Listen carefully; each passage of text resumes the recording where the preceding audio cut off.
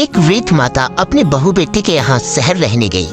उम्र के इस पड़ाव पर वह अत्यंत कमजोर हो चुकी थी।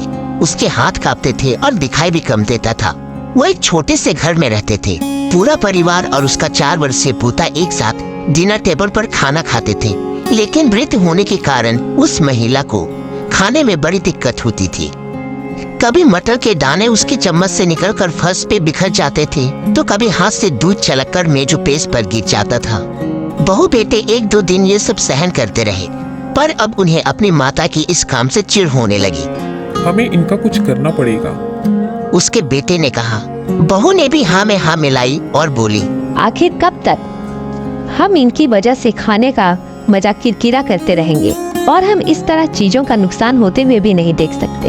अगले दिन जब खाने का वक्त हुआ तो बेटे ने एक पुरानी मेज को कमरे के कोने में लगा दिया और अपनी बूढ़ी माता को वहाँ अकेले बैठाकर अपना भोजन करने लगा। यहाँ तक कि उसके खाने के बर्तनों की जगह एक लकड़ी का कटोरा दे दिया ताकि अब और बर्तन न टूट फूट सके। बाकी लोग पहले की तरह ही आराम से बैठकर खाते और जब कभी कभार उस बुजुर्ग महिला की तरफ देखते तो उनकी आंखों में आंसू दिखाई देते।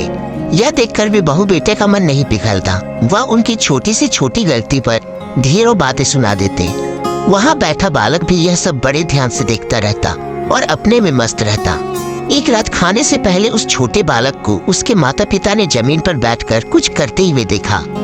तुम क्या बना रहे हो? पिता ने पूछा। बच्चे ने मासूमियत के साथ उत्तर दिया, अरे मैं तो आप लोगों के लिए एक लकड़ी का कटोरा बना रहा हूँ ताकि जब मैं बड़ा हो जाऊँ तो आप लोग इसमें खा सके। और वह पुनः अपने काम में लग गया। पर इस बात पर उसके माता पिता पर बहुत गहरा असर हुआ।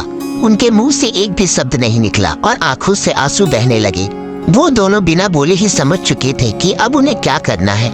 उस रात वो अपनी बूढ़ी माता को वापस डिनर टेबल पर ले आए और फिर कभी उनके साथ अभद्र व्यवहार नहीं किया।